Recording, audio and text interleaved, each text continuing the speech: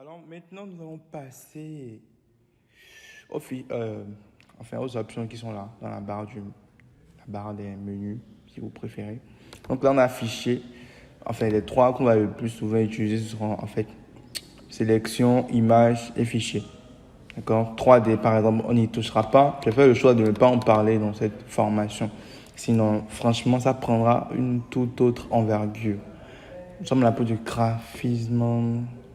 Mais voilà, comme je l'avais expliqué dans ma vidéo précédente, c'est aussi une branche du design graphique. Donc voilà. Bon.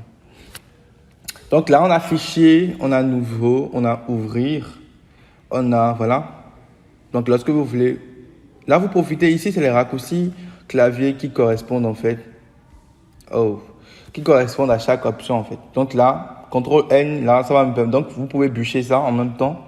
Ça va vous permettre d'être plus rapide parce que dans la suite, il arrive à des moments où en fait je ne vais pas passer par là. Je vais juste appuyer CTRL O, CTRL N ou voilà.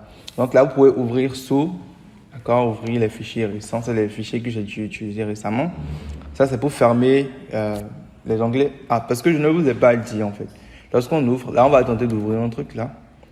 Le fichier de là. D'ouvrir celle-là par exemple.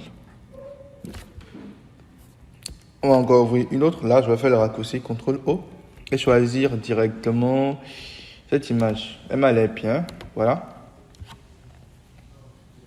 Voilà. Donc, quand je suis dans le fichier, les différentes images là, en fait, sont ouvertes dans le plan de travail sous forme d'onglet. Donc là, j'ai un autre onglet. Je peux passer entre eux en faisant CTRL tabulation comme touche et CTRL Shift tabulation lorsque je vais aller dans le sens inverse. Mais CTRL tabulation, ça marche très bien. Vous pourrez passer avec ce raccourci clavier. C'est pratique pour gagner du temps quand même quand on travaille. Donc là, vous pouvez fermer. Là, vous pouvez choisir de tout fermer en même temps lorsqu'il y en a plusieurs, comme dans notre cas ici. Là, vous pouvez fermer les autres. Là, vous pouvez enregistrer sous. Enregistrer sous, c'est-à-dire que vous pouvez enregistrer son nouveau format, un nouveau nom, voilà, une nouvelle extension. Parce que Photoshop permet d'enregistrer les fichiers sous diverses sortes d'extensions, en fait. Vous avez du PNG, vous avez du PDF, vous avez pas mal de choses. Enregistrer, c'est pour, en fait, écraser la version courante, la version actuelle du document. Et en fait, voilà, sauvegarder les dernières modifications avec. Donc, exportation, ça c'est pour exporter au format PNG. D'accord? Ça, c'est les différents trucs relatifs, en fait, aux exportations, génération et tout. On verra tout ça dans les détails, en fait.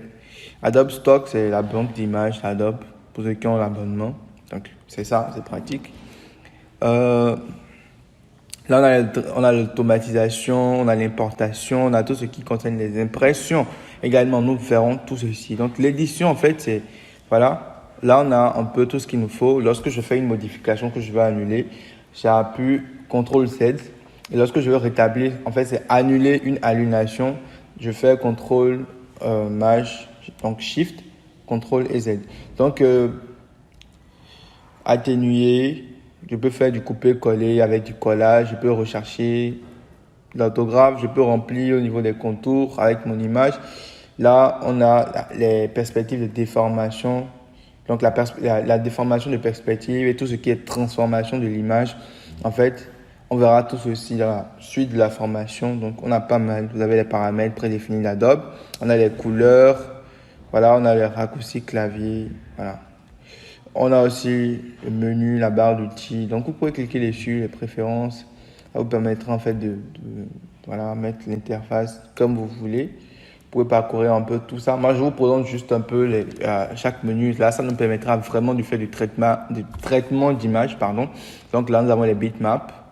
Je crois avoir parlé des bitmaps un peu dans la formation sur les différents types de formats. Donc là, on a les niveaux de gris. On a pas mal de choses quand même. Ça ne servirait à rien de les détailler ici puisqu'on va en parler. Donc, je ne voudrais pas que ce soit de la tautologie. Donc là, on a les réglages. C'est vraiment ça qui va nous aider pour le traitement de photos. On a les tonalités. On peut voir la taille de l'image. On peut appliquer du rognage, la rotation. Bref, vous l'avez compris en fait. C'est pour faire du traitement d'image. Là, on a les calques. Bon, là, vous avez fait toutes les opérations qu'on peut appliquer à un calque. Voilà, mais ce ne sera pas très utile puisqu'on a le panneau déjà là, en fait. Donc voilà, chaque calque, en fait, chaque couche de votre création. Donc, en fait, un calque est en fait une couche de votre création. Là, maintenant, je n'ai qu'une couche et c'est l'arrière-plan, c'est l'image que j'ai importée, donc je n'ai rien. Par exemple, là, je vais faire une forme dessus avec cet outil-là qui me permettra de dessiner, en fait. Donc, j'ai créé un carré bleu juste pour la démo. Donc là, je viens au niveau de mon calque. Vous voyez, il y a un nouveau rectangle qui s'est affiché. Donc là, maintenant, j'ai 2 calques. Donc ça, c'est une nouvelle couche. Donc c'est en fait tous les éléments et tout ça. Bon, on verra dans les détails. Perso, je supprime ça. Nous en étions où? Les calques. Donc c'est un peu ça, on va appliquer. Ça ne sera pas très utile puisqu'on a le panneau, mais voilà, je vous présente quand même. Là, on a les textes, on peut avoir les panneaux de caractères, paragraphes, tout ça. C'est vraiment, vous l'avez compris, c'est pour gérer le texte. Là, on a la sélection. Vous savez, c'est quoi sélectionner un truc. Donc, tout ça va nous permettre de sélectionner des éléments, de appliquer des effets, enfin, différents types d'effets, en fait. Donc, c'est ça, en fait. Vous savez ce qu'est la sélection, en fait. Filtre, oui, d'accord, vous savez, les filtres qu'on applique. Même si c'est pas dans Photoshop, même si on n'est pas dans le graphisme, vous savez certainement ce qu'est un filtre. Pour ceux qui utilisent Photoshop, en fait, c'est des éléments qu'on va utiliser en fait pour modifier les aspects et tout. Donc là, on a du 3D. J'ai déjà dit qu'on ne va pas y toucher. Donc on a la déformation, le flou, la pixelisation, voilà et tout. Vous pouvez appliquer aussi des filtres à vos vidéos parce que on peut aussi faire du montage. Oups. Ok.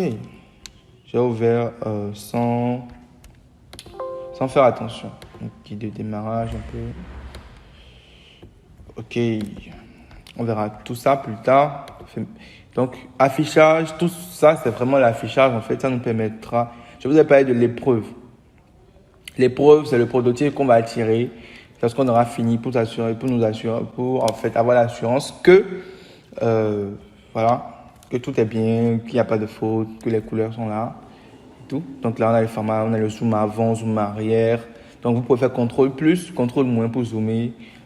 Voilà, donc la taille écran, CTRL A, ajuster les calques à l'écran. C'est vraiment en fait tout ce qui touche à l'affichage, quoi. Mode plein écran, extra, en fait. Ça, c'est une fenêtre. Donc afficher, vous avez les contours, tout ça. Vous avez les règles qui vont nous permettre, en fait, la règle, en fait, c'est un quadrillage qui va s'afficher un peu pour nous permettre de mieux disposer de nos éléments, un peu comme ceux qui utilisent Word, enfin, de manière professionnelle, bien sûr. Nouveaux repères et tout. Donc, c'est vraiment tout ce qui est affichage, en fait. Là, voilà la fenêtre. Ça, vous connaissez déjà, en fait, son travail. La fenêtre nous permet de réorganiser les éléments, les panneaux qui sont désactivés, en fait, de les réactiver, tout ça. Là, vous voyez. J'ai activé le panneau de couleurs. Voilà. Donc, c'est un peu ça, fenêtre. Header, ça vous permettra, en fait, ça vous permettra, bon, le raccourci ici, c'est F1. Ça vous permettra d'avoir des tutoriels ou voilà, d'avoir des notions sur des trucs que vous ne comprenez pas forcément ou sur des trucs que vous aimeriez savoir en fait. Donc c'est un peu ça. C'est un peu ça. Voilà. Donc ça vous sera également très utile. Là-bas, fenêtre, n'oubliez pas. D'accord? Il y a des raccourcis clavier pour afficher certaines fenêtres. Pour d'autres, il n'y en a pas. Donc il faut forcément venir ici. Je suis sûr qu'il y en aura. Enfin, vous allez rencontrer vous serez dans des cas où vos panels vont disparaître parce que vous les avez supprimés sans savoir. Donc, c'est vraiment fatigant quand on ne sait pas trop se retrouver un peu. Donc, voilà un peu. Maintenant, là, ça, c'est le zoom. Enfin, ça, c'est voilà l'affichage, en fait, la taille. Donc, si je peux mettre ça à 25%, voilà, ça s'affiche bien. Là, j'ai le scroller pour pouvoir, voilà. Donc, tout dépend de ce que je veux faire, en fait.